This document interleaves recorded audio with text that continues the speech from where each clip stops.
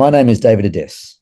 I'm a poet based in Sydney and the host of this monthly poetry podcast series called Poets Corner, in association with WestWords in Parramatta in Sydney's West. WestWords is Western Sydney's literature development organisation. Poets Corner is part of WestWords' public programming that celebrates the richness, diversity and insight that literature offers. Especially in these times, we thank the ongoing support of Create New South Wales, the Cultural Fund of Copyright Australia, City of Parramatta Council, Blacktown City Council and Campbelltown City Council, as well as the many project partners that have enabled us to continue to provide opportunities to writers and audiences. We hope that this new world, I don't know if it's a new world, we hope that this world will see a sharing and a closeness of spirit. Each month, I invite a poet to read poems and talk about them around a theme of the poet's choice. Our guest poet today is Tamryn Bennett, who will read poems from her latest book, Icaros, and talk on the theme of the language of plants. But first, an acknowledgement of country. I'm recording this from my home in Beecroft, Sydney. Tamryn is recording from Dharawal country in New South Wales. Before we begin, I would like to pay my respects to and acknowledge the elders, past, present and emerging, of the Wallamita people, the traditional custodians of the land in Beecroft, and of the Dharawal nation, the traditional custodians of the land from which Tamryn is recording, and to acknowledge also that they are the sovereign owners of their land, which has never been ceded or given up. Dr. Tamryn Bennett is a poet, artist, and former artistic director of Red Room Poetry. Her poetry collections are Icaros and Phosphene. She's also editor of A Line in the Sand, 20 Years of Red Room Poetry, and Líneas in Tierra, Lines in Land, a bilingual collection of Mexican poetry and Australian poetry. Growing up in a plant nursery on unceded Dharawal land, trees have always been Tamryn's first language. Nature informs her creative practice and has led her to develop national and international projects that engage communities in conservation and creative expression, such as the wonderful poem Forest and New Shoots. Her work has been commissioned, exhibited and published widely in Australia and internationally. Tamryn has a PhD in comics poetry from the University of New South Wales, where she also taught creative writing. Hi, Tamryn, and welcome to Poets Corner. Hi, David. Thank you. Thanks for the invite and intro. You're welcome. You're reading poems today from your latest book, Icaros, on the theme of the language of plants. You begin the book with a passage called Roots, where you talk about your personal history with and connection to plants. For context, before we start, I would like to begin with that. Can you perhaps reprise that passage a little bit and tell us how you came to write this book? So it's been, I guess, life work, and I really feel that we live our poems, or they live in us in some way. And yeah, acknowledging the place that I have grown from and the many other places I've been fortunate to be a part of, I think there's those custodians of place, and I'm always thinking about the roots in the land that we're on and how our own roots entwine with that. And so those huge trees that hold particular place, and being a part of that in a plant nursery and surrounded by that. So growing up with plants, I was also growing up with my grandmother, who's named after a vine. Her grandmother was named after a vine. I'm named after a tree. We're always been working with country, caring for country, growing plants. And that process of being surrounded by plants has really deeply taught me about being in communion with country and with place and what that means for us. And so I think when thinking about roots, I'm just really deeply interested in the way that we are of that place that we grow up in and spend time, and all the things that nurture us from that place. Mm-hmm. How central are the ideas of community and ritual to this book? They're incredibly central, and that's where the title of the book, Icaros, comes from. The experiences that I have had through deep connection with plants, but also deep connection with communities who have invited me in to meet their special plants, their special trees, is central to this book and central to that idea of what an Icaros is, a song of a plant through that deep communion with a plant, or a dieta with a particular plant. But it is, for me, always about the communion between yourself and the plant, the country, the land, the community, the people, everything, that the roots of that plant and tree are connected to. Where does the word Icaros come from? So it is a word. My first encounter with that was with Shipibo community, and the word Icaros is, there are different interpretations of that. The learnings that I had around that are to do with the song of the plant. And so again, back to that dieta of a plant, the deep communion with the plant, it is the song that is transmitted through that communion with a plant. Other people would translate the word, like from ikare, to blow smoke in order to heal. And so it comes from ceremonial use of medicinal plants and the songs that have been passed through different healers, curanderas or curanderos, in order to heal people with those songs that come from the plant as part of that ceremony and part of that practice.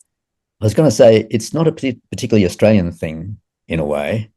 So how do you bring that to your life and your surrounding of plants here? Yeah, so I've spent a lot of time living in Mexico, and so my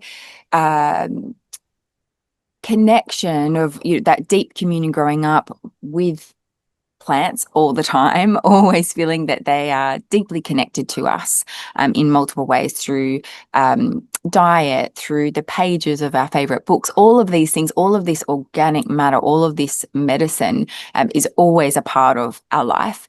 And through travels, that has led me to connect with different communities throughout Mexico and also South America, and living with them, and the invitation to be a part of their community and what cultural practices they have within their community, different ceremonies that are linked to those plants.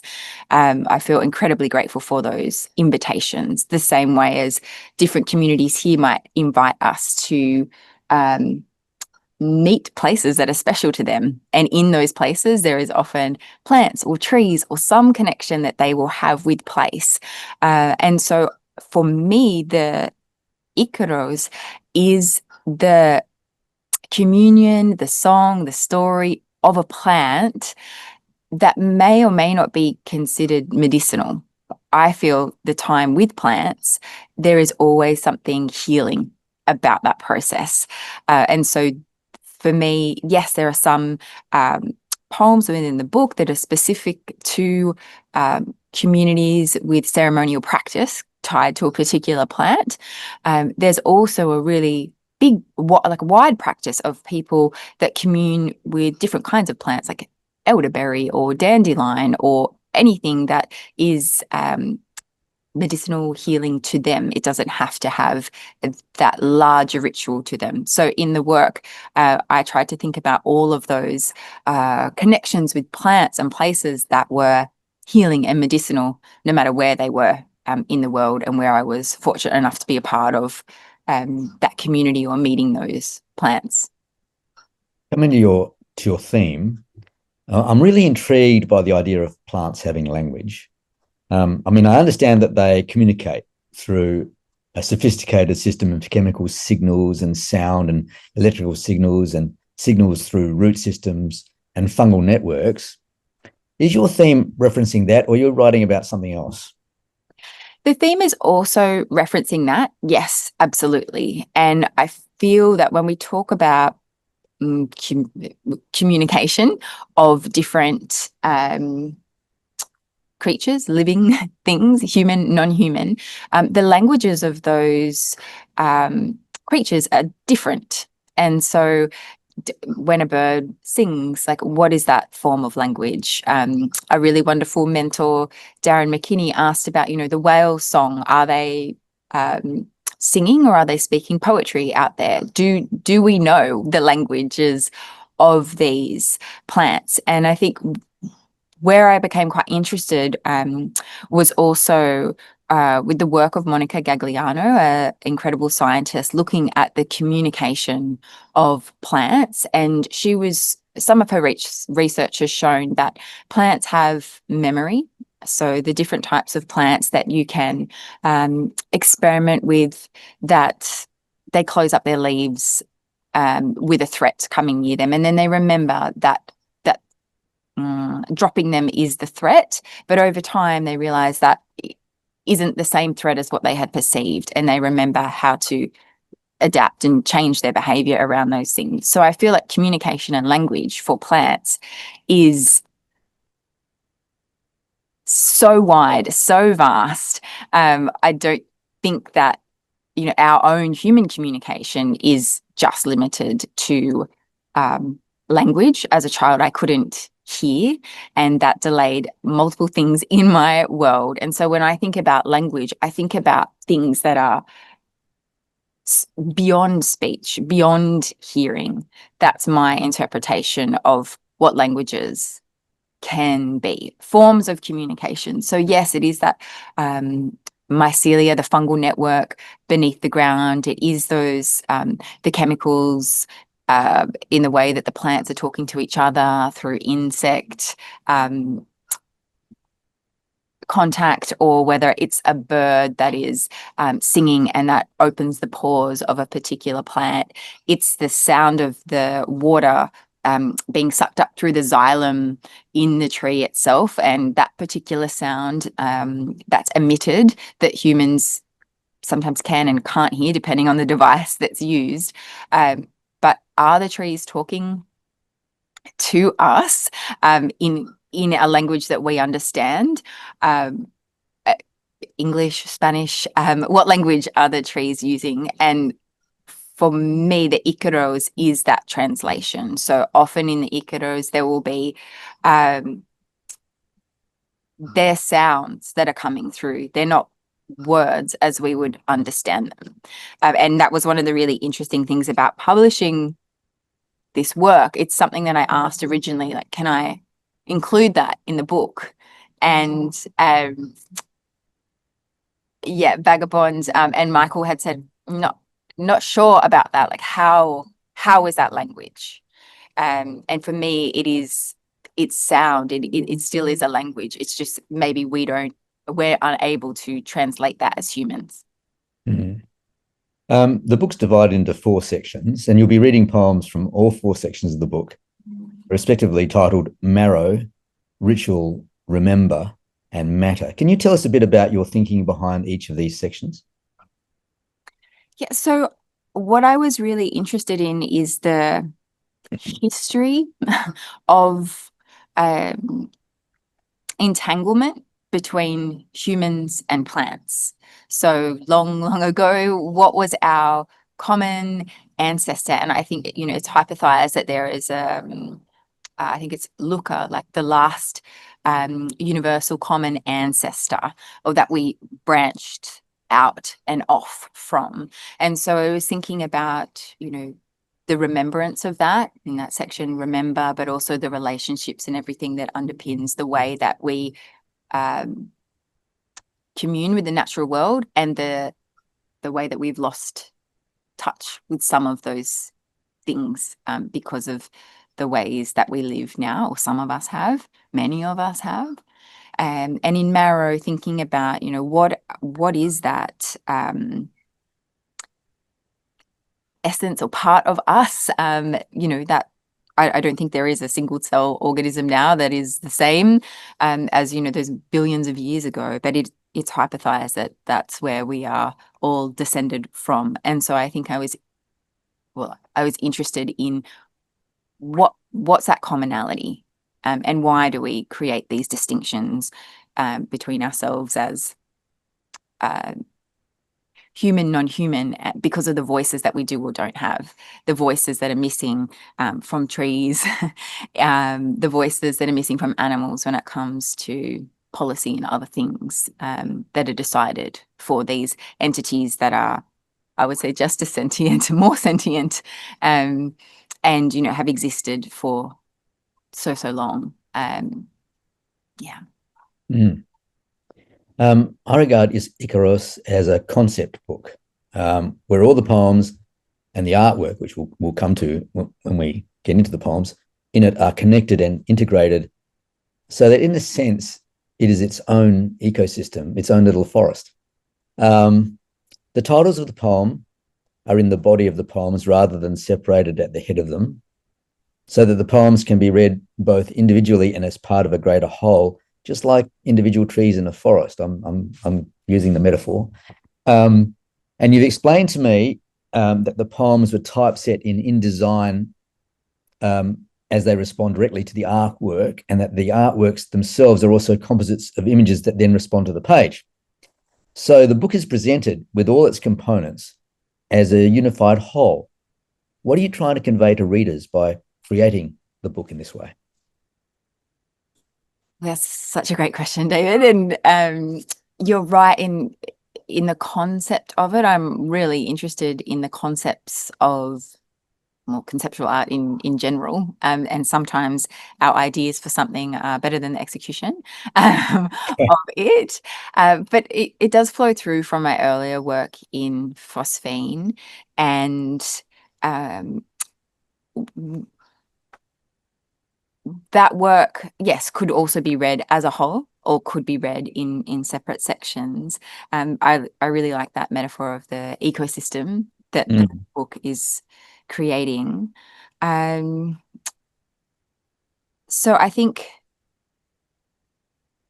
the structure of the work was really, yes, it's speaking that visual language as well. The poems, placing their titles like that was enabling them to flow through. So the content itself can be read as one poem in the way that the titles of the work have been selected. And yeah, I think that that's just something that I was conscious of removing it to begin with, removing the I, removing the self from this ecosystem.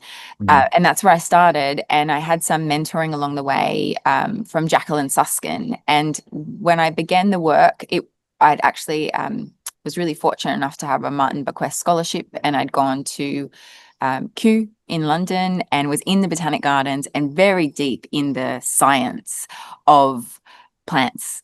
And I had structured the book entirely differently. It was really based on a lot more scientific principles that when I came to sharing the work with humans, I'm like, where is the humanness in this? Where do we enter this? This is very scientific. And I think that is in some ways reflected of where we are when we talk about, you know, climate and nature and all of those things. I see us so deeply connected, but our language separates us a lot from that, or the science of climate and climate change. All of those things, again, separate us in a way that feels the humanness in that, or the ability to follow the story of what is happening has somehow been separated from the science. So I then had to rewrite myself back into this work in a much more personal way. Like, what were my roots in this? How did I come to be writing this work? What was my human connection, that connection with my grandmother? How did I come to encounter grandmother vines in other cultures through growing up in a plant nursery with my own grandmother, and where does all of this come from? So I had to then really switch into the personal, or it was an invitation to switch into the personal, and I think it was the right thing to do. What were your inspirations for constructing the book in this way? I guess yeah, it was really constructed in that other way that it talks about, a much more scientific way, where the human aspect of this was really erased in its first format and in its first structure. And then the inspiration, I guess, for restructuring it in this way was the human experience in relation to those plants, and it being I've always been interested in things that are non-linear as well. So the poems themselves aren't, from the roots and childhood and some kind of narrative arc in that way. It's a process, I guess, of awakening with those plants and the communities that I've met that then makes sense to me in terms of the living of this work and the ways of waking up to what Icaros are, what healing songs are, what a path of living the poem can look like. I guess, I mean, I should perhaps rephrase the question, because I think I mentioned to you that I haven't ever seen a book quite like this. And I was wondering if there were some sort of poetic antecedents for it, where, other poets who've written something similar that prompted you or channeled you into this particular direction in the way that you present the book. So, yeah, because I didn't have hearing in the same ways and language came to me later, speaking was always terrifying for me. So the visual side of things, visual poetry, has always been an incredible interest for me. So my influences poetically, like Mallarmé, Apollinaire, those calligrams, and the creation of visual works, which led me down that path of comics poetry, and people in that field like Warren Craghead, which is an adaptation of Apollinaire's work. Also books like Knox by Anne Carson, really formatting things in quite a different way. And yeah, those concept works are what I'm quite interested in visually. Something that, and I don't know that this work does it in the way that I think it can at its best, which is looking at segments. So Rachel Blau du Plessis has this concept of poetry as segmentivity. So in the idea of segmentivity, or in the absence of a definition of what poetry is, segmentivity looks at the way that poetry is different to other forms because of the segments that it uses, whether that's stanzas or the word placements. And I think when you look at an artwork and you don't necessarily have to read it left to right or in any way, that's something that I'm quite interested in, that you can absorb a work in any direction that makes sense to you. And I feel that in the way that English is used, it's difficult because we are reading left to right. And so what I still wanted to convey the sense of and the artworks and the collaboration with Jackie Cavallaro is that there's a way to absorb the poem or absorb the page, like you absorb your time in it, in nature, in an environment, and you don't have to do that in straight lines. Yeah. I mean, a feature of the book, a huge feature of the book, is Jacqueline Cavallaro's artwork. I found it intricate, fluid, arresting illustrations that connect plant and animal and human life with a sense of profusion and abundance. I mean, that's how how it reached me. Always, to me, suggestive of the movement of a dynamic living entity. Can you say something about the process of working with Jacqueline and how that came to be in the first place, and how you integrated her artwork into your poetry? Yeah, Jackie and we have been collaborating since 2009. And we started this, I met Jackie in an art store, and we would have backwards and forwards conversations through artwork. And so Jackie was creating these visual diaries, and she would put one artwork in in the book, give it to me, and I would write a poem. And we couldn't see each other until we'd done each side of our work. So it was quite motivational.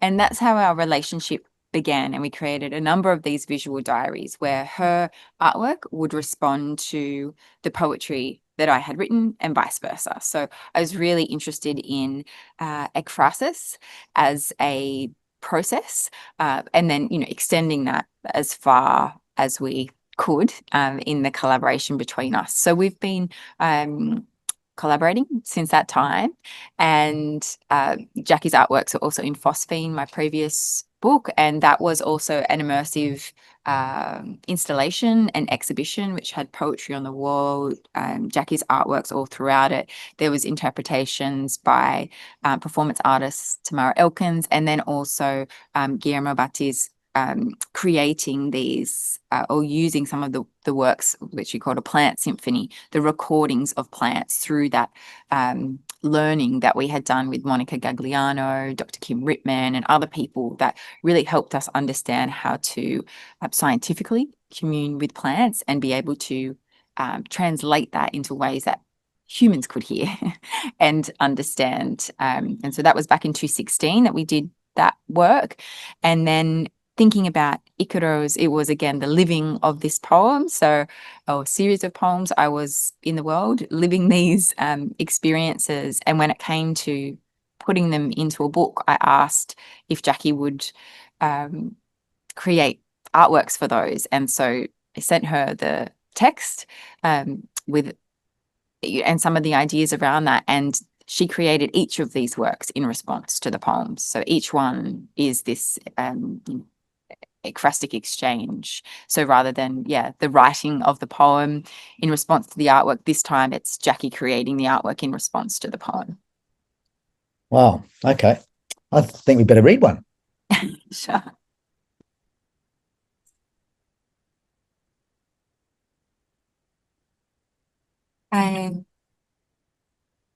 The opening of the book is very short, but it's just something that I think it flows into this series. Are you happy for me to read a few together that flow together?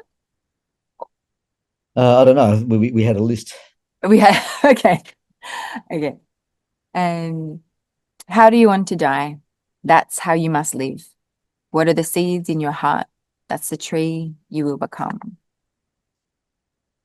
Remember how to lie in earth. Go to ground, place palms upon it.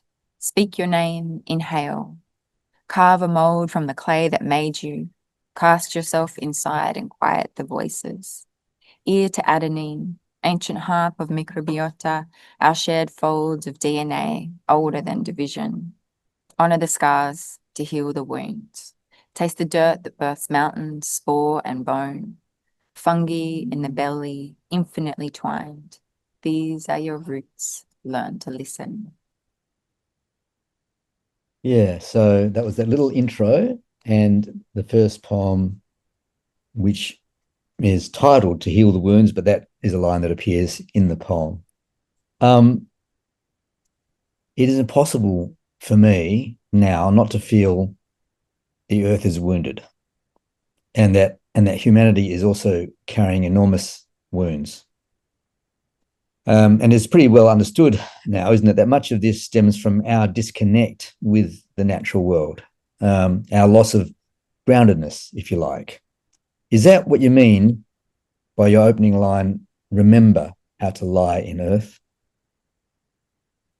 Absolutely a part of that, the remembering. Like, what have we lost for us to see ourselves as so separate from the natural world that sustains all of us? What does that mean if we cannot remember that we are all interconnected and that each element, each creature, each being has a right to be And a role to play. Mm. Yeah. Is that opening line, do you think, a kind of portal, not just into the poem, but into the book as a whole? Yeah, I guess one of the things that's really surprised me in my time in poetry was working with young people, and I would often invite them into natural spaces, so out of the classrooms, into natural spaces as much as possible, and removing shoes or touching the earth, touching the trees. And the number of young people for which this was not common, or something that they hadn't done, or some people that would say, ew, like, I'm not doing that. And that really surprised me in terms of how far we had been disconnected from that earth. And so if we cannot literally feel it, if we cannot touch it, if we cannot empathize, if we cannot understand, if we cannot lie in that ground and remember it, what will that mean? There's a kind of urgency, I thought, in this poem, driven by its imperative language, which starts off, remember how to lie in earth, go to ground, speak your name, inhale, carve a mold, taste the dirt, and so on. Can you speak to that urgency, Tamryn? Did you mean this to be more an instruction or even command to readers rather than just a gentle reminder or invitation? Instruction, yes. I really do love an instructional poem. And I guess command probably isn't something that I think my poetry does. And yeah, I often speak with my son about that. Like, what is a command? What right do we really have to command another thing? But it is, as much as it can be, like, yeah, that invitation with the strength of an instruction connected to it. Yeah.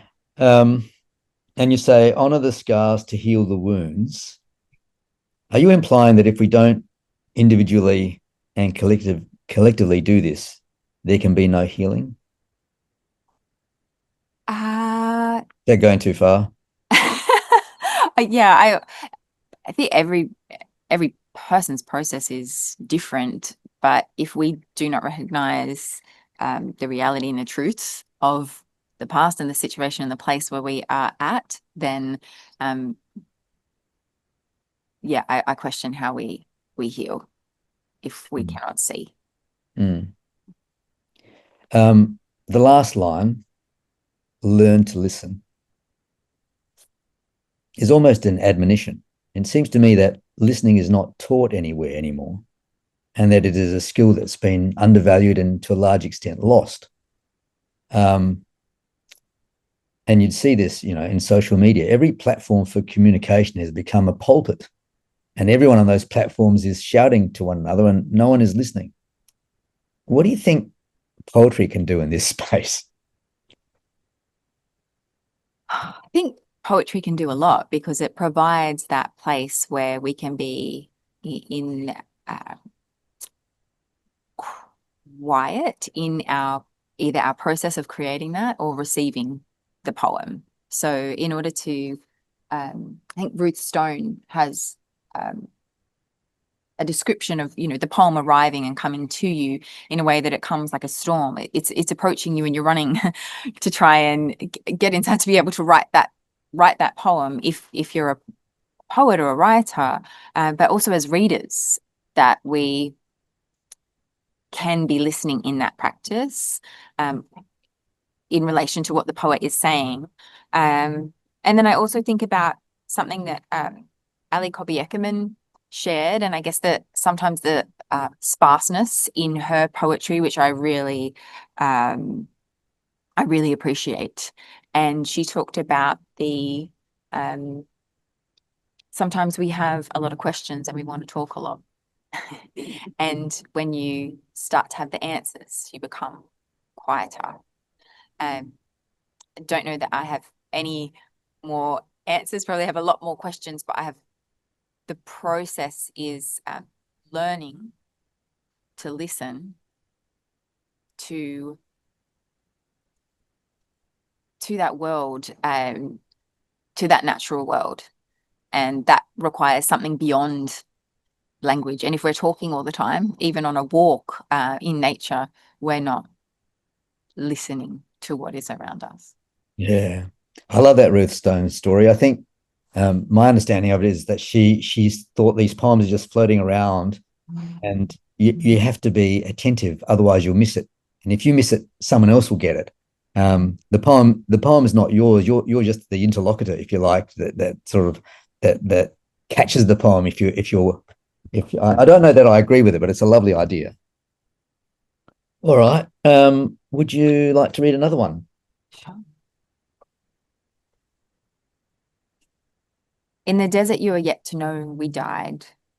Limbs becoming sand, I lied down and laughed. Nothing to be scared of in the vault. Birds were invented once. How we live is how we leave this borrowed body. Your father writhing until red, breath held in battle with coyote, all of us covered in flies until cells turned to chalk. Here is where you begin, fistful of galaxy reassembled on shore. A little castle of salt lit with shells and a bag of broken charms. Dying takes a lifetime, lightning through your limbs. Don't rush the slow dark. I feel as though I could interrogate each line separately and we'd be here all day, but we can't. So if there's anything at the end of my questions that I haven't touched on that you want to say about these poems, please do. So like the first poem, this poem is written mainly in couplets. When I read these couplets, I had the feeling that they were skimming the surface, that beneath each one was a whole untold story that the couplets just suggest without diving into. They left me as a reader free to imagine those stories and your meaning. Is that what you intended to do? Yes. It's a very generous reading, David, and I think yes, the space for the reader is what I always want to create, and that was partly to do with the initial erasure of the I, that these things can be universal or floating, and we each attach our different meaning to them depending on our own thread of experience. And yes, there is so much more underneath this poem and these practices. And I think because they do come from experiences in community, ceremonial experiences as well, I was very conscious of what can be shared, what can't be shared, what remains sacred in those spaces. And so there is another, definitely many more layers to the poems. Yeah, which is interesting that you'd say, what can be shared and what can't be shared, because that was going to be my next question. There's a kind of poetic tightrope walk between not saying too much but still saying enough. It's a balancing act with the perennial possibility of falling either to one side or the other. How did you navigate that when writing this poem?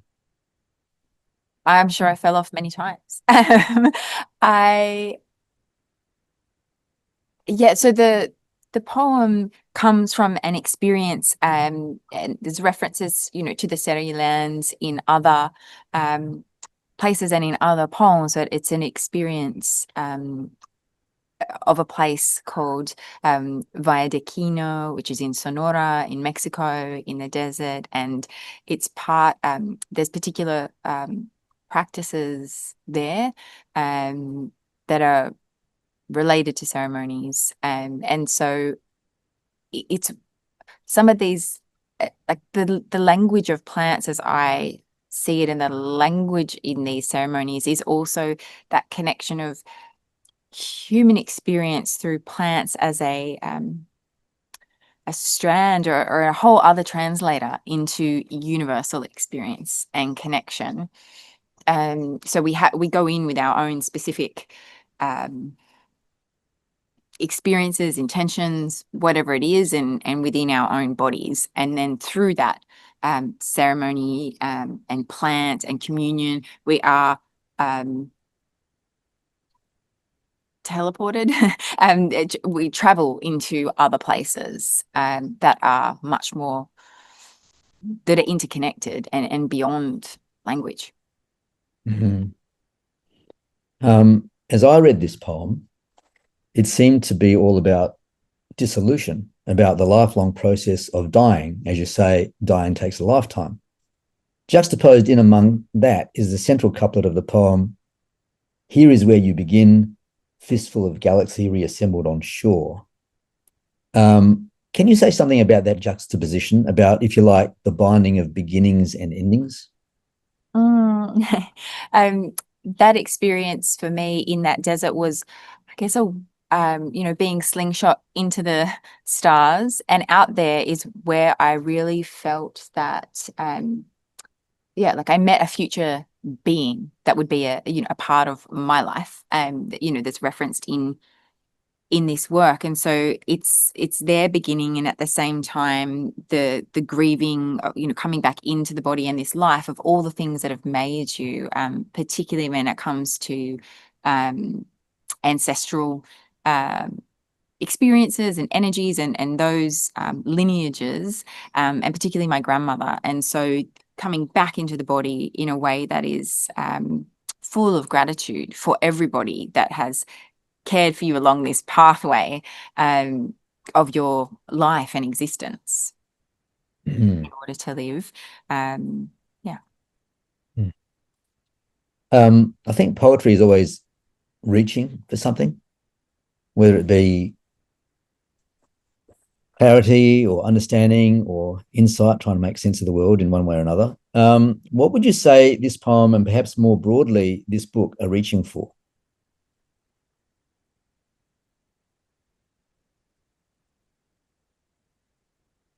A connection with the non-human world, a way to open ourselves to listening and communing, and understanding that we are made of so many other things, and that those tendrils can be respected in other ways, in how we move through the world, when we're listening to the songs of other things. Okay. Do you want to read another one? Yeah, sure. I guess I would just add in the poem that that comment around dying and living. I think as part of that ceremony, there's this. Sometimes it's explained like you might feel like you are dying through that process, and so I think that is echoed, within the poem. That's part of that ceremony, to face your death while you are living. And then what does that do to you? How does that help you to live when you have seen your death, or how you might die? And how much more alive can that make you, and the choices that you make in this life? So yeah, I'll read the next one.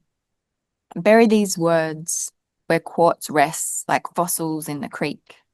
Return to languages of ravine and leaf and snow, scabs of dirt, bloodlines of earth. Is it carbon or consciousness that couples us? 4 billion years of infinite combinations have carried us here. Is it the poem or the page that makes the book? Reeds and trees pulped into leaves, each a portal. Fill the body with song and sap to start again, our shared existence and medicine.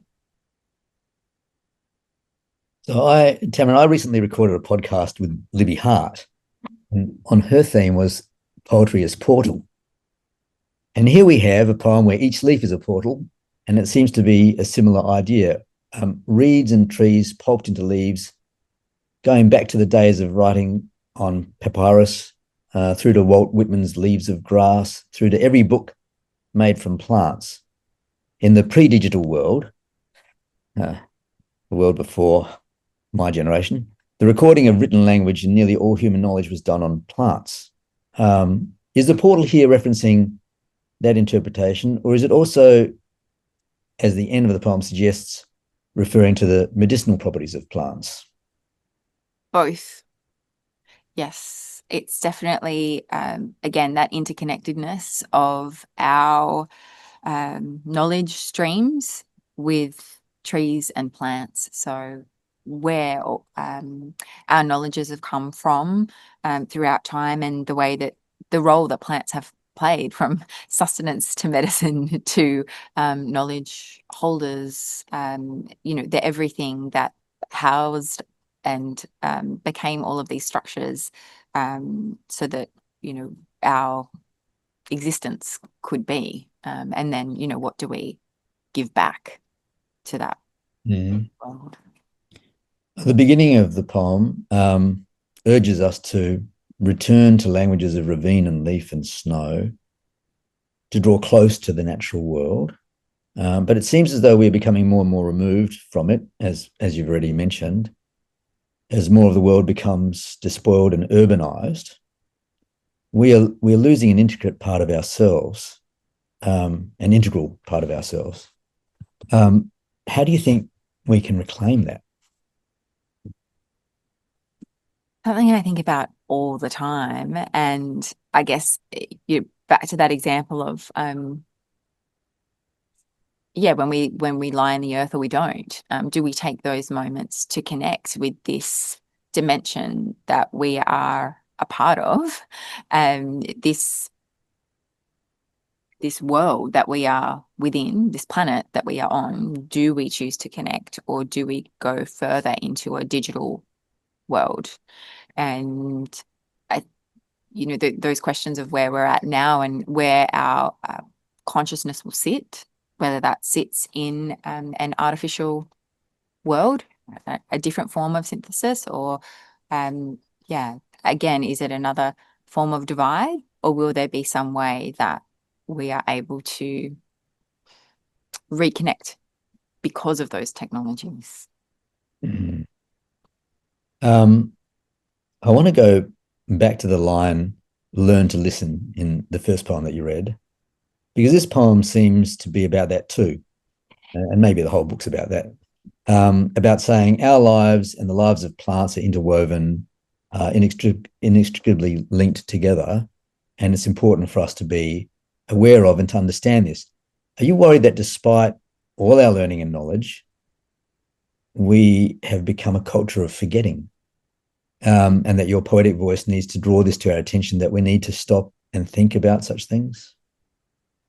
Yes, there is such an amnesia in so many ways, not just in relation to plants or natural remedies or all other types of healing. It's a forgetting in so many ways across our society and cultures and existence now.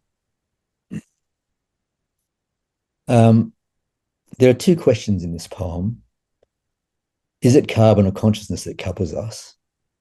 And is it the poem or page that makes the book? And there are other questions throughout your book. I'm interested in this questioning aspect of the poem in the book.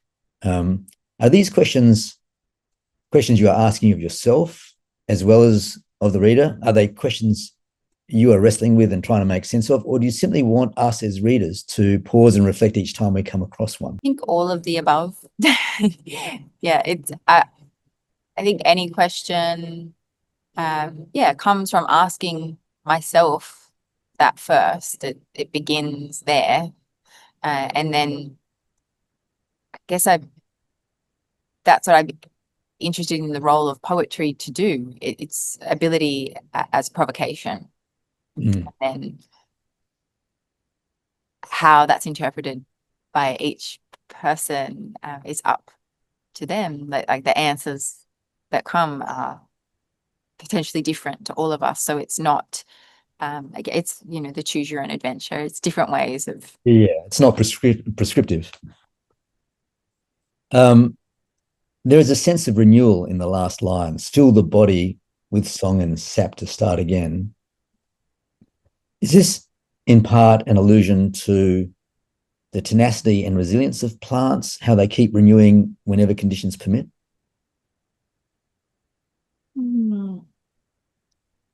Yes, and our dependence on them.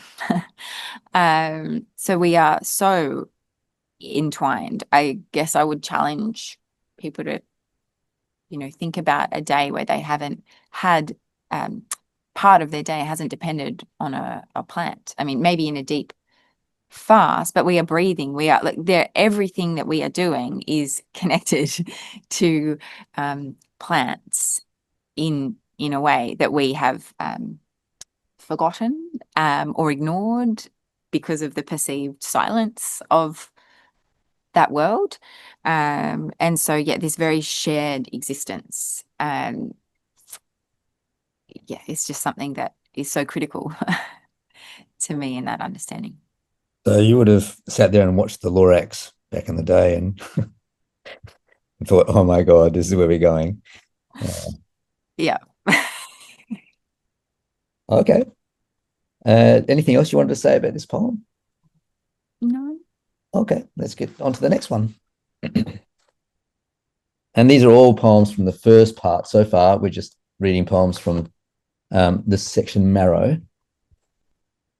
Yeah, so this is the last one I'll read from this section. And it is, yes, for an important vine in my life, for ivy.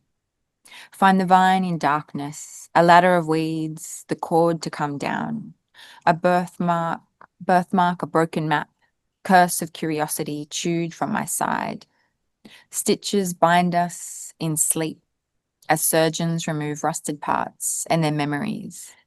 This is where amnesia and healing begin, along the worn path, a wreath of Hedera helix. Fever melts all sound, cut to shell, to soil, plants, our first tongue, lessons in mending, seasons, wind, water, stone, worm. Scars are sacred, you say. What is carved from our bark, evolution and escape. So this poem follows immediately from the last poem you read, and it seems like a continuation. The sense of renewal that I mentioned in the last poem becomes in this poem a birth, or is it a rebirth? It's a birth and a rebirth. Yes, it's both of these things. Because it's, you know, the poem is for my grandmother, the Ivy, who was an Ivy and who I spent so much time with in the nursery growing up. And she was really ill throughout her life. She was named straight after her mother because they thought she would die at birth. And when I was born, I was also born with a huge birthmark on my side, which just, it didn't disintegrate as they thought it would or said it would. Instead, it became a kind of cancerous map across my body. So along with other illnesses and sicknesses, that's something that we shared, and this place that we could, I guess, understand each other from experiencing hospitals, surgeons, all of those things very early in life, and the way that plants in the natural world heal or become a balm when you've spent a lot of time under fluorescent light or in other spaces like that, as well as the, you know, the medicines and where they have been derived. So yes, that interconnection from birth through to a rebirth, how those scars can lead you back in time, or they become a kind of a memory, whether they're scars and markings on a tree or whether they're scars and markings on your body. They're part of that experience, that history, and part of that storytelling. So you're talking about literal scars rather than metaphorical ones. Yes, I'm talking about literal scars in the poem. Yeah, and the trace of those, but then also, I mean, the tightrope that you talked about before, it's both. It's both. Yeah. I mean, I have noticed a conversation between poems in this book, Tamryn, and I'm interested in how intentional that is. So in the first poem you read today, you wrote, "Honor the scars to heal the wounds." And here you write, "Scars are sacred." And this is where amnesia and healing begin. These are two of many strands that weave in and out of the poems throughout the book. Did that surprise you when you came to put the book together? Or were you conscious of how many threads of words and ideas kept reappearing in the poems? I was conscious of that and the echoes Mm. of these words and images, because for me it's a living thing. The poem is connected to my life experience, so there are going to be echoes. There will be traces of things that reappear. Um, don't I don't know how, especially if it's around a process of healing. There's often a repetition, or if there's a trauma, there's a return to a particular point in order to process that and move through that. Mm. I'm also interested in the removal of memories and your pairing of amnesia and healing. Are you suggesting that amnesia is a prerequisite to healing? No, no, I think it's for me was, I think it's entwined, but they're not. One doesn't exclude the other. Like the healing can happen without that. But for me, it was yeah, I think being born in this time of this time and medicine being what it is now, that something that would have ended your life previously is now can be removed. It's, you know, wiped from the record, and without the scar, you wouldn't have known. So in my case, it's, you know, that scar is the portal, is the pathway into that experience, and tracing that back to other scars in other lives, or other people's lives. Whereas, yeah, I think the sickness or the illness is erased in a way. So is the amnesia you're referring to here our ability to forget pain? Is that what you're talking about, or is that something else? And so for to me, I think sometimes there's this idea that birthmarks are carry through from another lifetime, or they might be an echo of something before. And so that was what I was referencing there, that by removing that mark, it's and that map and that illness, that way back into whatever that was gone, like necessarily, or I wouldn't be here. So it's one or the other in my experience of that. So that's what I'm referring to with the amnesia. Like there's no way for me to know, yeah, that map anymore. I can't see that map of that past, of that, like whatever came through. Yeah. But it's contained in your body. Well, as a scar, it's transformed. So, you know, that energy always transforming. It's not the same map. It's not the same birthmark at all. It's a scar now that is something very different. Hmm.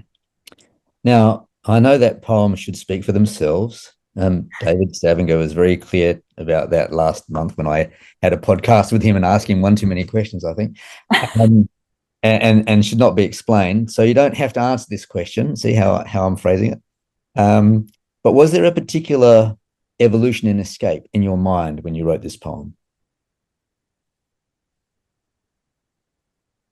Um, yeah, so I think the evolution is the way that, I guess, it talks about the evolution of medicine, and what that does to our lives now. And yeah, for my grandmother as well, like the multiple operations and multiple illnesses, and the way that um,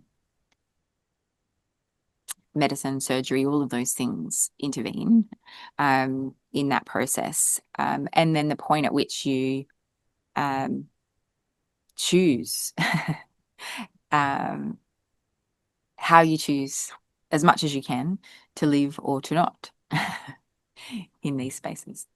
So escape is kind of like escaping into survival. And escaping into survival, yeah, like what's the, you know, a choice. You can make a choice either to have that operational process or not? And what will that do? Okay. So now you're going to read from the next section in the book, ritual. Lie down in the red boat. Along the serpent of Selva, we navigate by cloud to where the cure waits. Dieta for the mind. What burrows in marrow? What hopes have you put to sleep?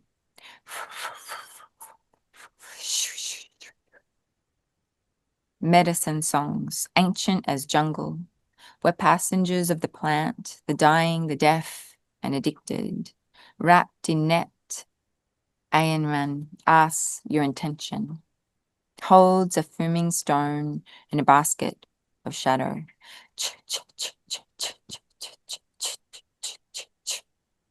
Follow the chakapa, rattle of ritual.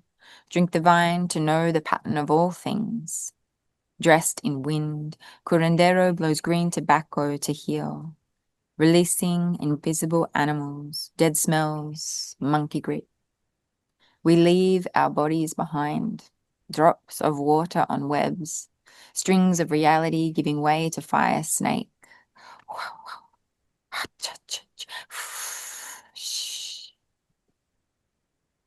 Iris grows to galaxy, our final picture woven. Fractal upon fractal, we become the forest. I was wondering how you're going to read those.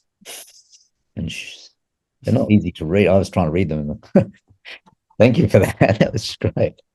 So this is, as we said, the opening poem and the section of the book titled Ritual, and it taps into the recurrent theme in the book relating to plants and medicine. I could have used a glossary for this poem, Tamryn. I was able to ascertain the meaning of some of the words like selva and dieta and chakapa and curandero, but I couldn't find the meaning of ayanmanan. Can you explain the meaning of that word for me? Oh, yeah, that's somebody that I have met through those experiences. So it's a person. The person. Okay. All right. Okay. Can you elaborate a bit on what you mean by medicine songs and what rituals this poem is alluding to? Yeah, so this particular song, it relates to ayahuasca and those experiences of ceremony and dieta. And so drinking the vine and that process of going through that ceremony and the ritual and the communion, and each of us in that place having different intentions. How do you drink the vine? So it's a brew that is made. It's like tea, a very, very intense tea that's made from the ayahuasca vine, and then also other plants that are added to that. There was a suggestion to me in the poem of a state of intoxication in such lines as, drink the vines to know the pattern of all things, and we leave our bodies behind. Is it intoxication or a kind of transcendence?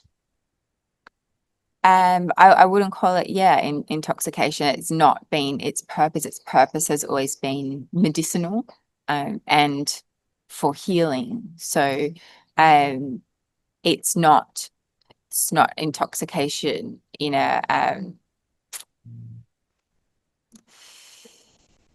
I guess that implies that there's a toxicity.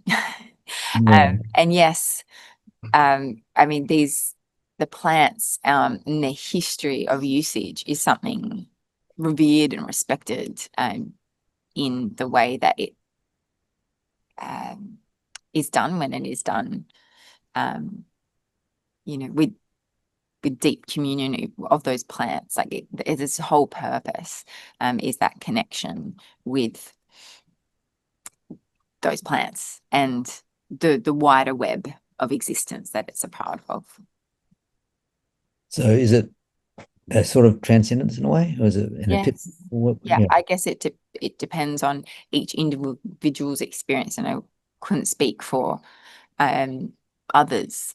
So yeah, it's their experience of that. I can only speak of my experience with that, which is I wouldn't call it either of those things. Yeah. Yeah, I'm just trying transcendence. to pin it down. I was trying to understand exactly what you're talking about here. I mean, when you leave your bodies behind, is that a physical experience?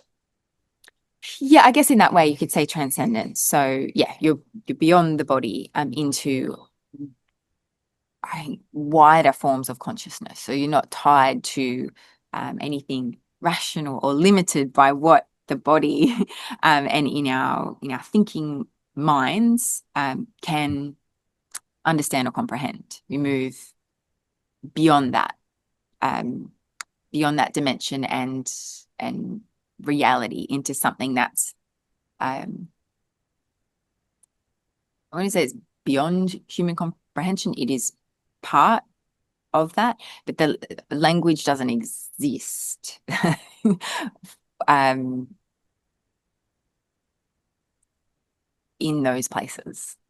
Is it is it a peaceful experience or is it a scary experience or what kind of experience is it? It really depends on the individual. It's entirely, there's no, like I couldn't speak for other people at all. There are experiences that I have had that have been incredibly, like so lay down and laugh experience, which is not what anybody else in that particular group experienced. There was tears or many other things. It wasn't that. So the way that you enter into something is very individual, very personal based on where you are in your line. And there are certainly very uncomfortable elements of that, of sitting very much with yourself and actions and relations to others. And so it can be quite introspective, but also, in a far off place beyond this world entirely. That could just be, my experience, though doesn't mean that's anybody else's experience. Did it feel safe? Yes, I've always felt incredibly safe Mm. in my experiences. Yeah, always. Mm. So it's done as part of a ritual, part of a communal. Yes, yeah, always. And and ritual is incredibly important. I think I've met other people that maybe take a different approach or think of plant medicines or other things. They're certainly not, it's not recreational. It's not fun. It's not done for fun. That is not its purpose. Medicines aren't taken for fun.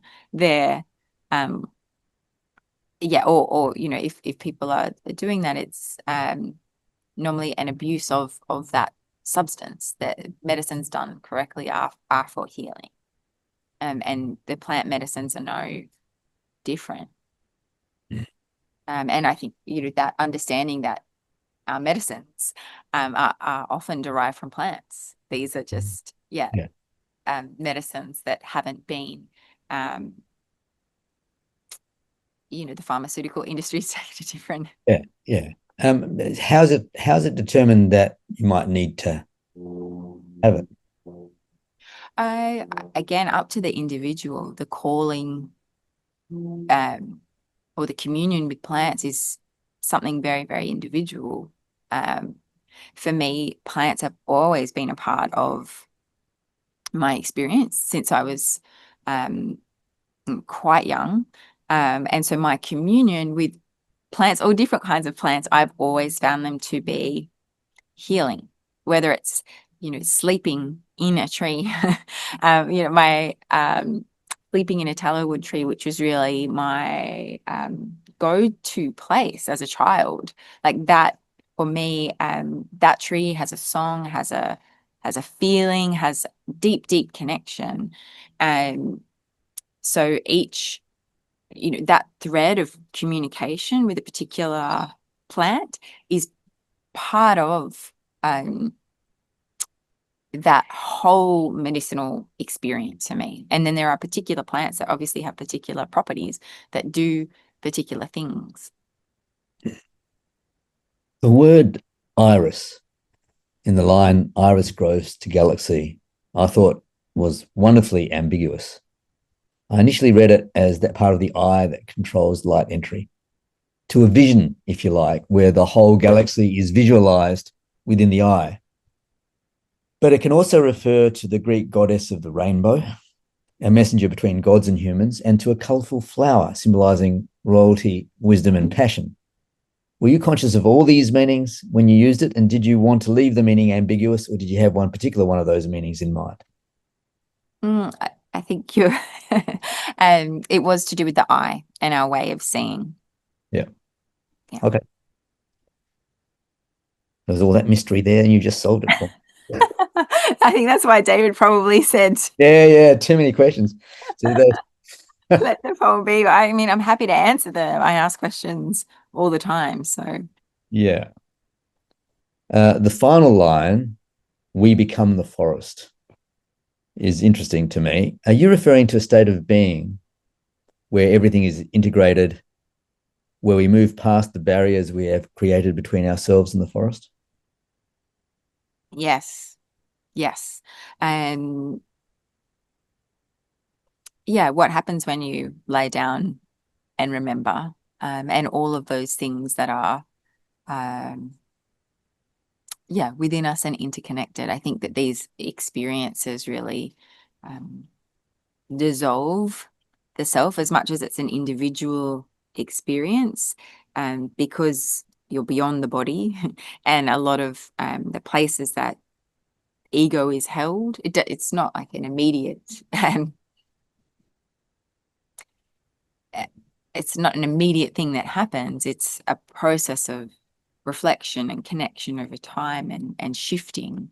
It's not like, that moment just dissolves everything, but it certainly puts you in deeper communion with, for me, lots of other things that are, so we'll call the forest, but it's a forest of feeling and being. Yeah. Is it a daily practice for you to lie in earth? To touch a plant, to be with nature, yes. And I find when I don't, I get sick. Having lived in a place without that, I found myself sick. Yeah. So that's just, I guess, my physical makeup and what I know that I need. To be around plants. Okay. Do you want to read the next one? I think it was Icaros. Icaros. Kapi, sipo, yaige, yari, natem, shori, aya spirit vine. Icaros in abuela tongue, cantos de medicina, yana chanting, la selva, la serpiente, songs of feathered trees, fractals of leaves, chacapa. Ceremony begins. Breathe. Atoms in your mouth, melodies in your hands, lava sparks. Punga for protection, primabone and smoke, mirrored nights, clear clouded eyes, curandera cleansing, floating, flaring, bones and roots full of light. So this poem follows the poem Medicine Songs, and the word Icaros refers to ceremonial medicine songs, as you've mentioned, of these South American and Mexican indigenous ceremonies. Can you tell us a bit about how you encountered such ceremonies in the first place and what they've come to mean to you? been a long process of communing with plants. So it's been like my life of meeting different people, like traveling around since I was young with my grandparents to meet different growers of different plants, like in a nursery context. And each person would have such a strong relationship with the plants that they would be nurturing and growing, whether it's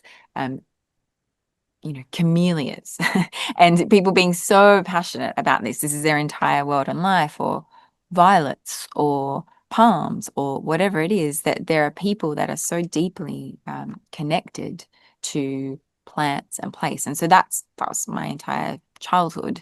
And through my life, there's always been people offering to show me particular plants or places, I guess, because that's the way that I grew up. That's my questions to the world. It was, do you want to come and see this plant, this special, beautiful plant? That's some of my earliest memories of that. And so that's how I've navigated the world, really, which is meeting incredibly special plants and trees. And that has opened up for me, whether it's, redwood forests in California and being inside of these enormous redwood trees, the people that take you to these places, it's sharing something that's so special to them, that they care so deeply for. And so when it comes to ceremony and plants, like I've lived in Mexico, and my partner is Mexican. And so spending time there with people that have shown me incredible places and experiences, and opened up parts of their culture and invited me into those. That's how I have experienced these. How I have experienced Icaros, how I have experienced ceremonies, is through invitation to those experiences. Mm. So this poem is also the title of your book. Do you regard the poem as central to the book? And if so, can you elaborate on that centrality? So it's a poem that I wrote right at the beginning, I think, before rewriting a lot of the other sections, or creating those. And I guess it central in its way that it can encapsulate what plant communion can be in a very deep level. I think if I was to write, a poem about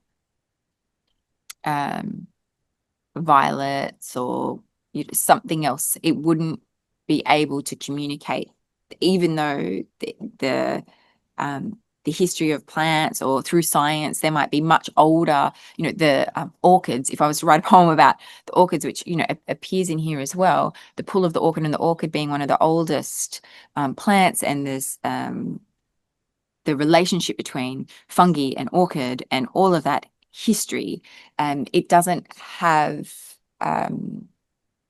the same songs attached to that, the same cultural usages. And so in Icaros and being invited into that place, there's such a layering. I think that it is possible for us to commune with many different plants in many different ways, but this particular vine is what encapsulates that relationship and song. Mm. So you said that this was like the first, pretty much the first poem. Did you construct the book around the poem? No. So I would say it's like, it's in the soil, and like a vine that's taking its different it's finding different trees to guide its way, up to the light. There are different and it's hanging on this branch or it's moving on that. It's moving through. So no, I think the poems for me can move, and even though they're formed in a particular arrangement here, and I'm always interested in, being able to flip and read and in multiple directions. Okay. When we discussed your first poem today, I talked about its imperative language, and that is something that features throughout the book. Here there is one word at the center of the poem, breathe. And when you read it, you breathe. It is in its own line and its own stanza, separated from the rest of the poem. So that too seems very central. And it strikes me as having so many meanings here. It echoes the word inhale in that first poem. In the way it is isolated, it tells readers to breathe whilst reading the poem. In its centrality in the poem, it tells me that breathing is central. It is telling us to pay attention to breathing. In the context of the plant life in this book, it is telling us that we breathe the oxygen of plants. Just one word in a poem, Tamryn. And I start thinking of how so many of us don't breathe in fully or don't breathe consciously. I think of, breathing exercises, of breathing in yoga, of the focus on the breath. Now, this could just be me going off on, a fantastical excursion of my own. But did you have these sort of broad intentions for the word here? Can you talk us through what you were thinking with the invocation in this poem, Breathe? It definitely has a number of those elements of what you've referenced. So I guess the instruction, yes, to breathe, which is a part of ceremony, or also what the curandera would be doing throughout the ceremony, to breathe through what you're experiencing is incredibly important, and their breath in the song and what is being sung and what is being shared, because the singing of an Icaro is kind of like a navigational tool, like to follow somebody else's breath and rhythm, and then that also being entwined with the plants. It feels like, for me, my experience in that, when I listen to the Icaros, they are the instruction, the vine, the rope, the way through an experience. And for somebody to be able to translate a plant and feelings of that plant or what people might be going through in order to guide them, that's something incredibly deep through that experience. To hold that space to heal other people is really potent. And so, yeah, the breath in that is the release, the relief, the song, and the connection between everything in that natural world, and that reminder that is what matters. That is the moment that you're in.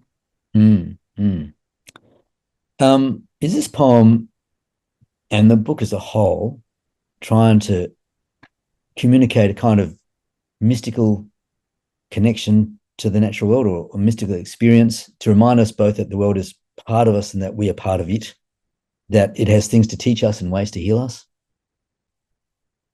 Yes, absolutely. Yeah, we are, exactly as you said, we are part of the natural world. The natural world is part of us. There is not, or there doesn't need to be this distinction, these silos, these separations that we are continually, that continually finding ourselves in. And is it kind of mystical for you? Yes. And the dogs in the background agree too. Yes. That's always, that's been my experience here in this dimension in this world. That's the way I have seen it. And it might have been because language was turned down for me as a child. I didn't have the same way of understanding or communicating as other people. So, the clouds moved and I thought, well, they must make music, make sound in the same way, people move and make sound, trees move and make sound. All of these things to me were communicating. I just couldn't hear them. So they were visually communicating in other ways for me. All right. Do you want to read another poem? I think we're going on to the next section. In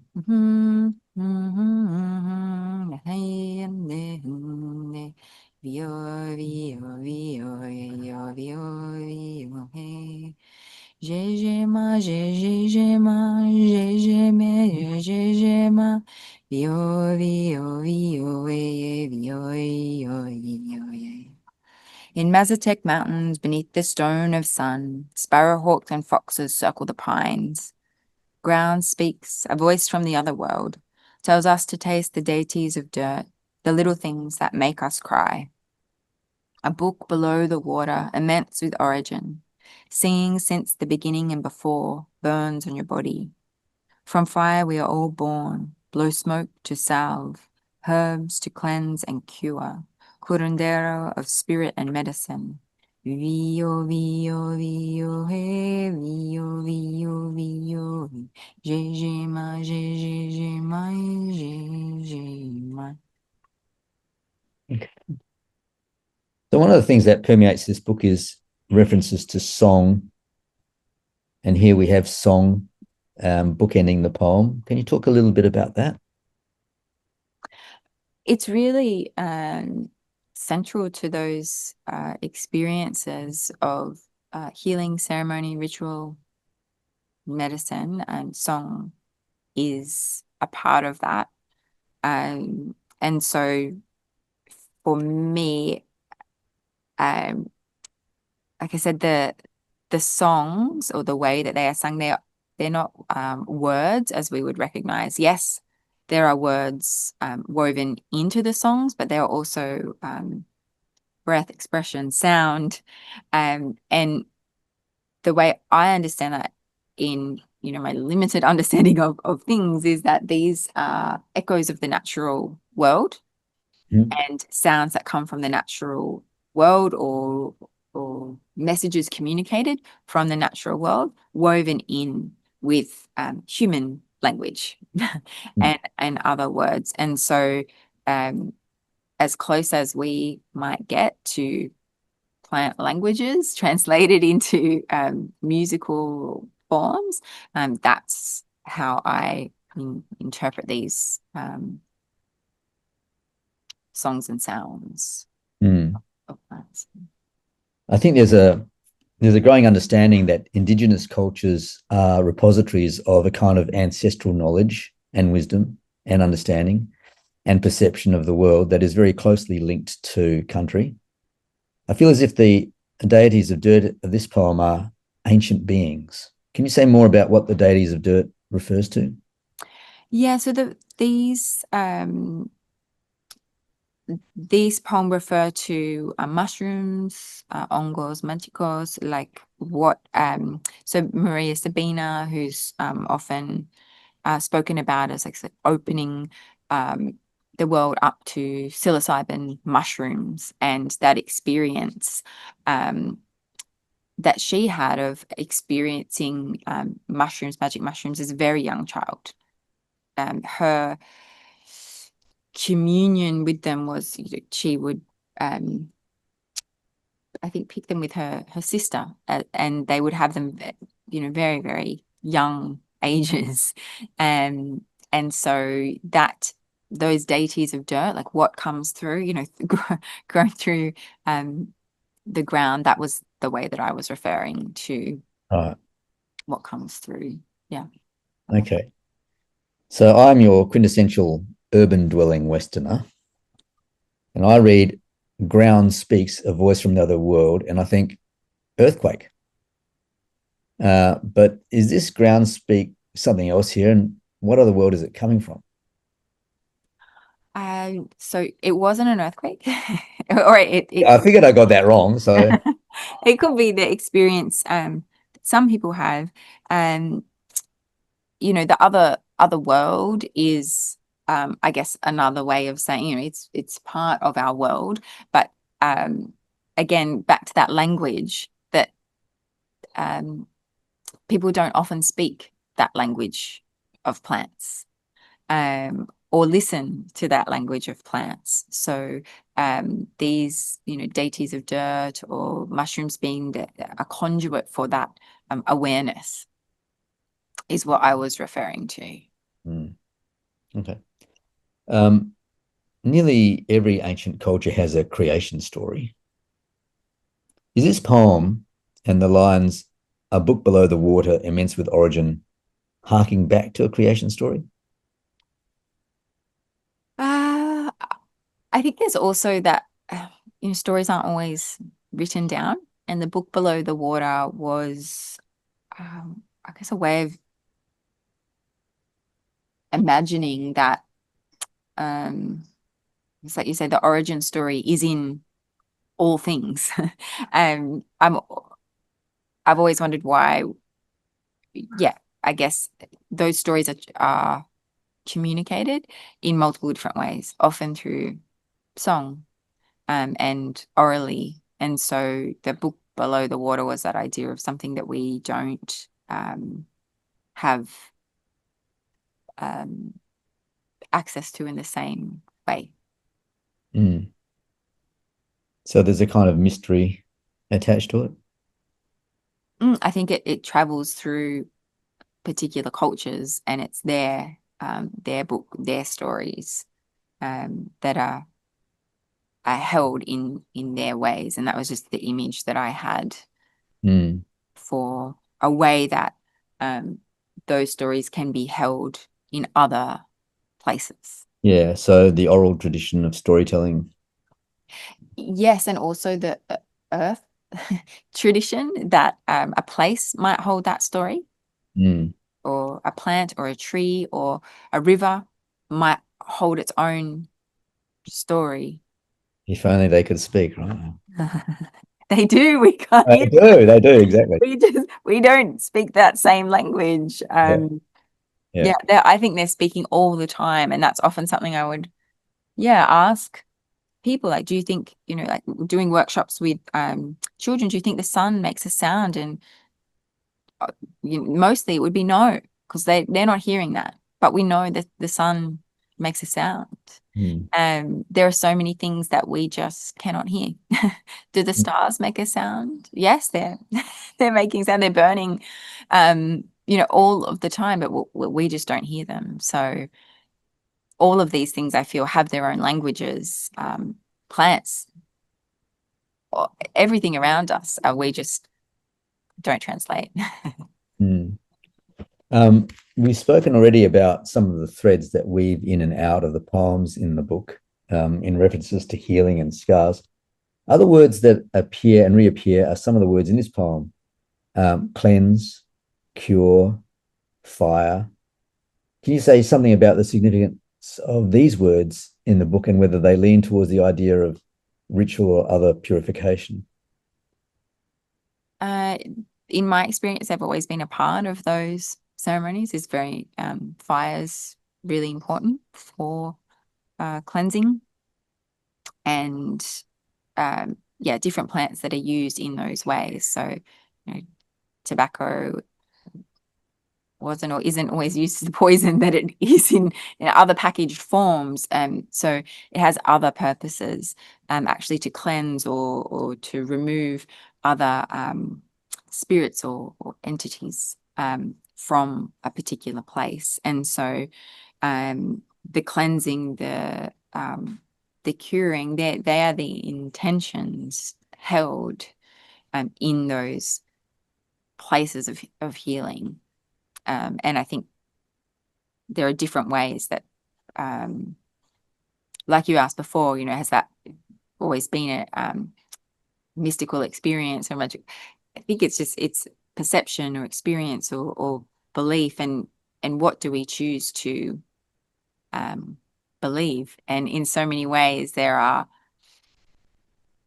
science is now validating things that have long been believed or held or beyond other kinds of cultural or rational understanding. So, yeah, I think that having the belief in that space is a fire in itself.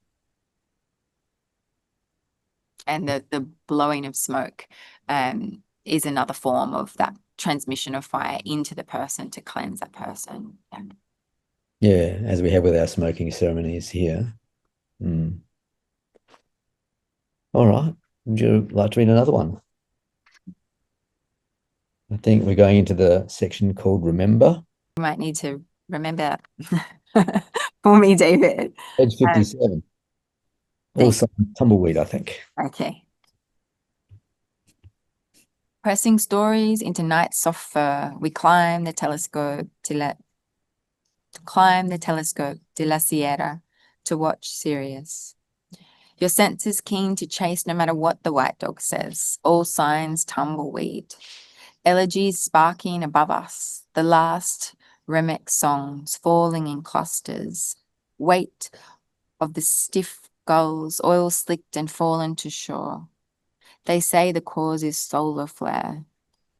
You recall her howling at the thought of leaving, how this becomes your lesson. No heart to teach her. We don't belong here or anywhere anymore.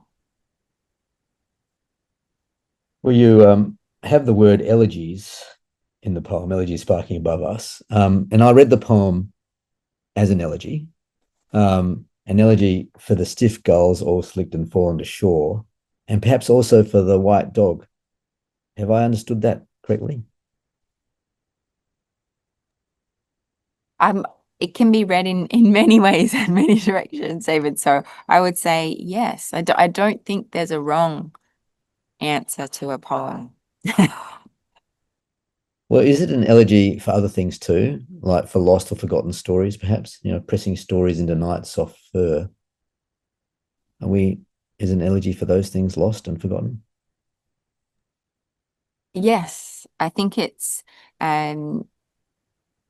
yeah, absolutely an elegy for many things that we don't understand, don't have words for, and the things that are beyond us, what is so far beyond when we're looking through those telescopes. Yeah, they're potentially the past, what we're looking at. So it's an elegy for all of that as well. I just read that opening line, pressing stories into night soft fur. I mean, I love that line because that is what we do to remember. The oral tradition of storytelling we've been talking about in ancient cultures preceding the written storytelling that we now do. Do you think of your poems in this light too, as pressing stories into the night soft fur? I hadn't, but I'm happy to. Yeah. Well, it's just an idea. Yeah, I guess it was about that experience. So again, all of these poems, for me, it trace to a physical experience. Yeah. So it's not an imagined experience. It's a translation of a physical experience that I've had. And then it was about the way that the wind stirs, like the fur of the night, like the way things can feel quite different in different states, different countries, different places, and the ability to touch things that we normally think that we can't feel. I think of life as an endless series of departures that we are always leaving and internally carrying within us the howl of loss, if you like.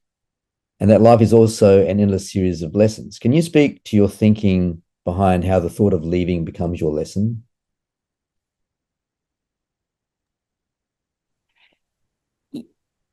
that concept I think we talked about or shared right at the beginning about that the dying takes a lifetime.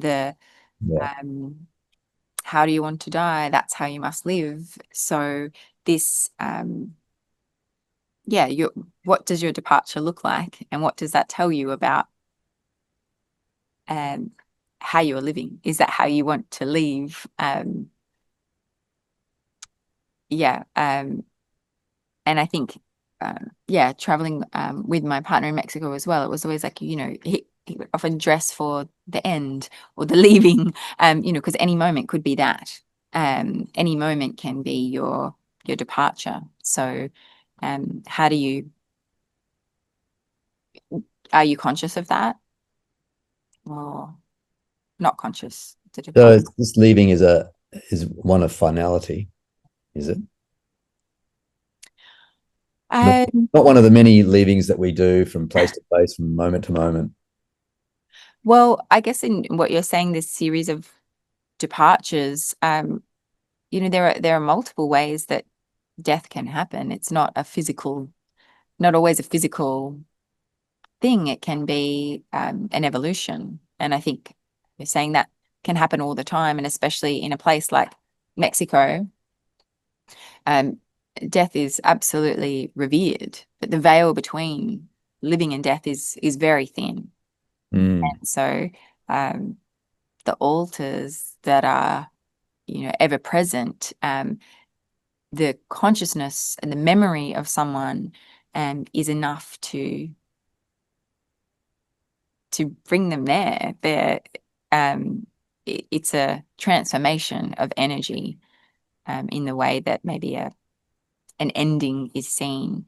And I guess in relation to, that howling and the thought of leaving, yes, it's in a physical sense. It's something much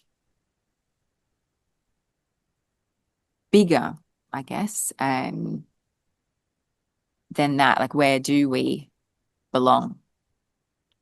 Here or nowhere? Yeah, you've preempted another one of my questions, but I'll get to it in a minute. I want to first ask about the last stanza. No heart to teach her we don't belong here or anywhere anymore. And this seems to contain so much about belonging and our sense of place in the world, about relationships, about what we teach and don't teach, about the choices we make and what underpins them. Did you want to say something about all that?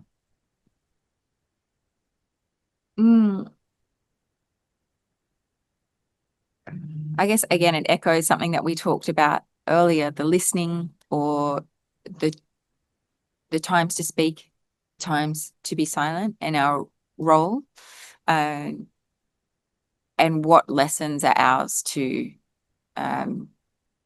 impart or not, what will be learnt through the living or in someone's own way or experience.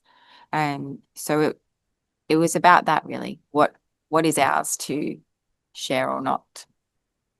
Okay. Next one. The House of Vines.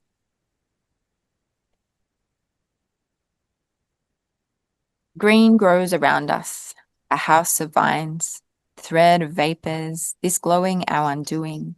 More knotted than hair, we plant hands in hyphae, digging tiny holes in the universe.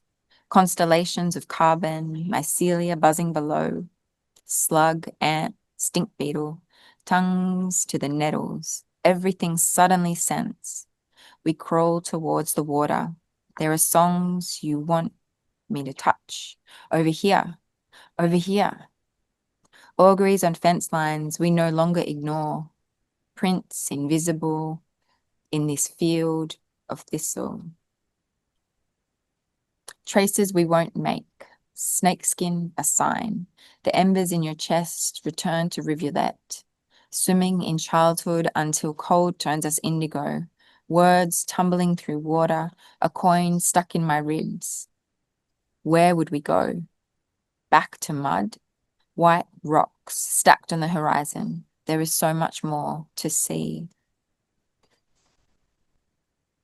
Is the house of vines in this poem a metaphor for everything that connects us, that binds us to the world?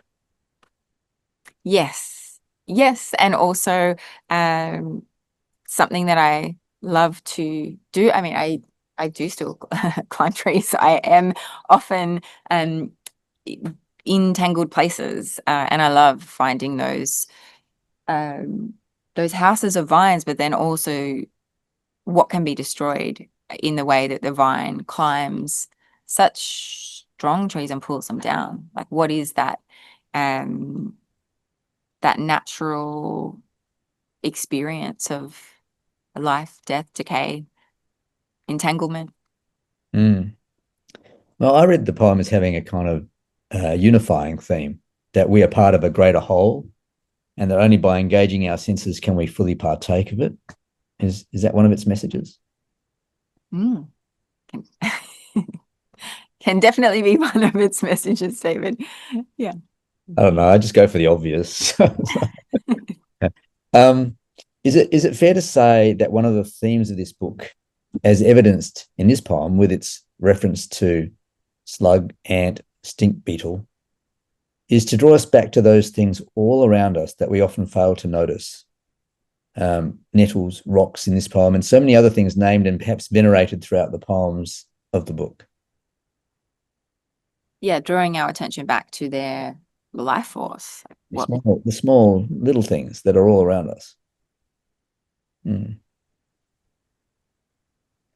I also read this poem as a celebration of wonder, that the whole that we are part of, from its minutiae of slug, ant, stink beetle, to its universal aspect, is just full of songs.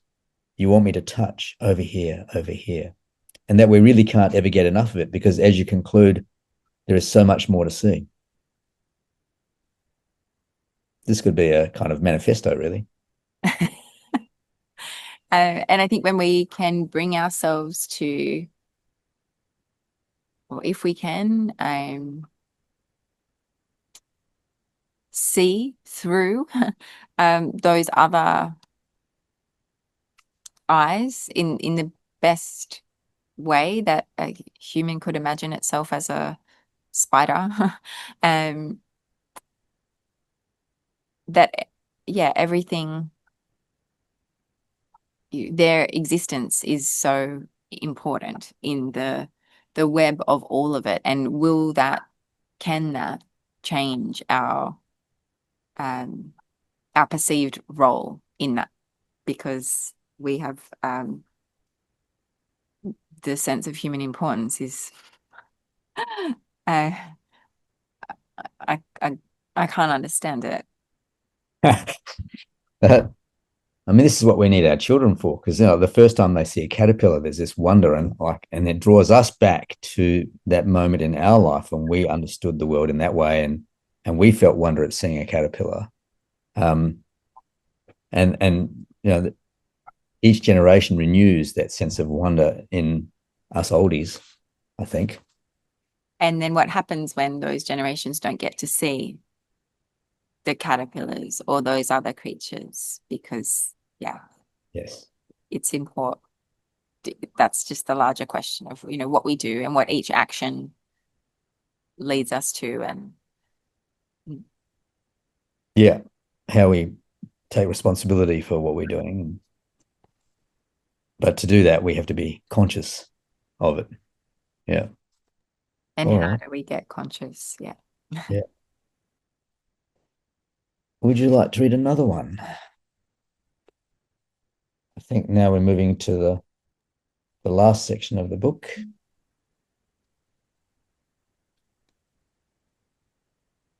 In Europe country, beyond boarded up motels, we hike through the keyhole, where your bones become my bones.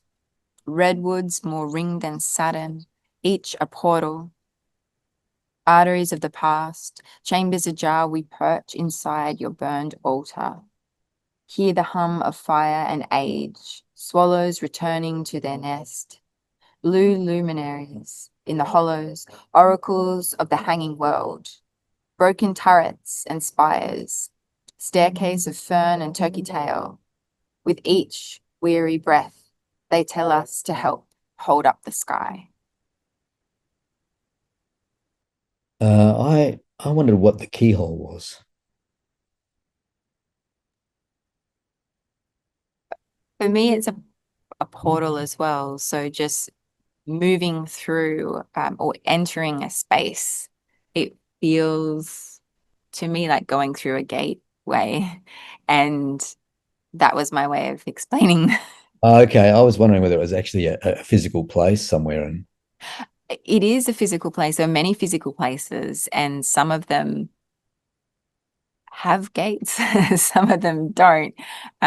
So a perceived gateway or a feeling when you enter a place and you know that you're inside of something, or you follow a path and it yeah, comes to a point that you are passing through, or the sense that you've the energy of a particular place that you've stepped into, and you can sense it, feel it. mm. I was struck by the line where your bones become my bones. Um, and I didn't know quite how to take it, whether to sort of take it in a literal sense of, we die together, we're all entangled, or it's something else. What do you have in mind? So in this place in Europe country where there are incredible redwoods, and some of them where there has been fire or age or time, and they are hollow, and you're able to be inside of these Mm. trees. That was the literal experience for me, where the bones, the sense of bones of those trees were where you dissolve. You're inside the dark of a tree, and um, uh, again, an entanglement or evaporation of the self into Mm. this other transpiring entity. And so, that's what I had experienced in the writing of that. But yes, also in as you explain that our the shared elements of so many of the things here and in space and stars, that we share this these elements within us and within other At people. an atomic level, yeah. Um, and I read this poem also in part as being about connection, about how we are connected to the past, and how the past, when you have redwoods that are the arteries of the past, is in fact a living part of the present. So the age of those trees, some of them are the I mean, if you exclude rocks as living, or mountains or other things as living, I don't. I think, rivers are living, or all of those things are living. But some people would say, trees are the oldest living Yeah. things. Just depends on your classification, I guess. And yes, as these conduits to the past and the hundreds, thousands of years that they have lived, Mm. and the histories held, that's what I Mm. was referring to. It isn't a great leap of imagination to visualize a redwood forest holding up the sky and feeling a great weariness at the task. Um, but how do you imagine we can respond when they tell us to help us hold up the sky? Yeah, so the reason that I was in Europe country was because I had met the poet Jacqueline Susskind, and I met her through an article called A Poem That Saved the Forest. Another wonderful artist, Lily Blue, shared that article with me. And the poem that saved the forest, after reading that article, I knew that I needed to write to Jacqueline and just say, I think that you do incredible things for the world. And she created something called Poem Store, where she would write poems at her farmer's market or all through LA, has traveled the world writing poems for strangers.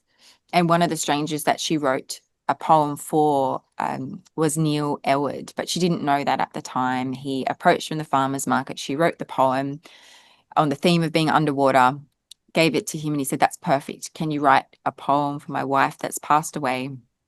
I can't scatter her ashes until I have the right poem." And so she took on this task of writing this poem for Neil, without realizing, until she delivered the poem to him, that he was one of California's biggest timber barons, and that the people that were in the trees on Neil's property protesting are her friends. And what do you do when you realize this person is a human with a heart and has all of these feelings at the same time is felling trees that you feel so passionately opposed to? So what do you do? And she read the poem with his family, and they scattered his wife's ashes, and then they came to meet again and again. This is all documented in the article. But over time, she asked him, "Could you meet with these people in the trees on your land?" And he said, "If you get them into my yes zone, maybe I'll say yes to what they're asking, but they've got to come down from the trees into this yes zone." And so she helped to facilitate that. It's a risk for them to come down out of those trees, that they could be chopped down in process. And he said yes and set aside a huge tract of land. I mean, it's still forestry. There's still so many things that are happening in that space, but there are trees that will continue to hold up the sky and that won't ever be felled. And so that was, in reading that article, that's how I came to be in that redwood forest, and how we had preliminary discussions before creating Poem Forest. And Jacqueline's gone on to, through that time on Europe Country with her, she went on to create Poem Forest in Detroit and with the Kennedy Center in the US, and continue that process of growing forests. Fantastic. And I think you've got one more for us. Yes, which is for Jacqueline. The Jacqueline, the last book in the last poem in the book. Yeah, that I just spoke about. So that's the context for that, Jacqueline. You find the broken quartz, a battery in a bed of mud. Gift its veined wing for me to carry to the other side of sky. Riding beside the mad river, its ever-shifting mouth, fireweed sparking edges. We sun-naked bodies, spectres carved in black sand. Sharp tongue splits the earth, calling us inside. We take stones to the surface, recite our silent promises, shivering in serpentine water till blazing again. On the way home, a severed snake and still bird, the buck and thimbleberries, fox-trotting gravel, the raven's smashed eye, a measure of the magic. This is how Earth works. So I mistakenly thought that this poem was for Jacqueline Cavallaro, your artist. Two Jacquelines in the process of this book. Yeah. Well, it could be for both. It could be. Now, I've had a bit of trouble, Tamryn, pinning this poem down. It keeps reeling away from me. On one reading, I imagine it as cyclical, about growth and decay repeating itself. Is that what it's about? It could be. I feel like I could say that. Any question I ask. It could be. What's it about for you? For me, again, it comes from an actual experience, and yes, all of those things are a part of that. And I guess the river that we were riding beside, it is an ever shifting river. That's why it's called the Mad River. It moves continually. Its banks are moving. And yes, it's also about the things that you find that renew you in these places and spaces. And I guess the cycle between thought, idea, observation, and then the way that you might tune in to a particular place or experience in order to correlate the two. And then to your point about the cycles, we are any one of those things, the elements that continue between, the tasting the thimbleberry on the side of the road and our relationship to that plant, and the same with the animals that have been there eating the same berries. What are they doing in that cycle? Mm. Another guess I had about so I'm all about guessing here, is that is about rendering, how each of us perceives the world, whether through poetry or art, and then renders it into being. That the opening line, "You find the broken quartz," refers to, the poet's eye or the artist's eye and what it brings. Is that another possible way of looking at it? Yes, it could definitely be that. I think a lot of these things, like I say, they actually came from a physical experience of finding that. Like our bikes, having spoken about that, quartz as time, battery, all sorts of things related to that, and our bikes are skidding into this quartz. And so what you are perceiving as a poet, or what you have spoken about, sometimes that's where I find that mystical chain or link between the way that poets see things and then the way you live in the world. There's something really interesting in that for me. Pursuing the same train of thought, I thought the line, "We take stones to the surface," is, I know probably in the poem it's a literal thing, but it's a metaphor for our curiosity as well. Our need to excavate and dig and bring things to the surface to better see them, to add to our understanding of the world. So I'm looking for the metaphorical. To cleanse them, yes. So, yeah, what do we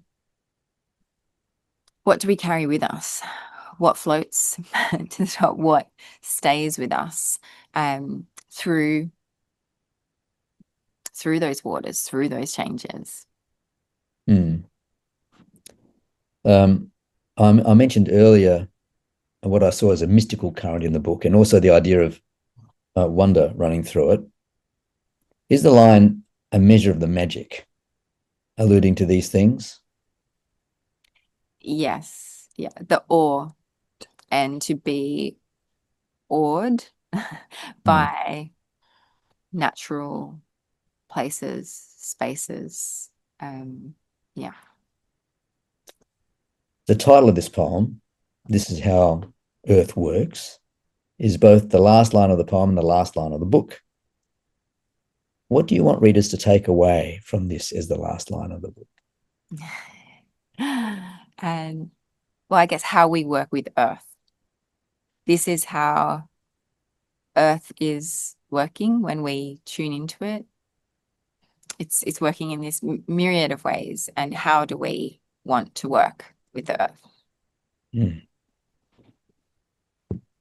We can end on that question, can't we? Did you want to say anything more about the language of plants, your theme? I feel we've covered everything, David. We've done a good job, I reckon.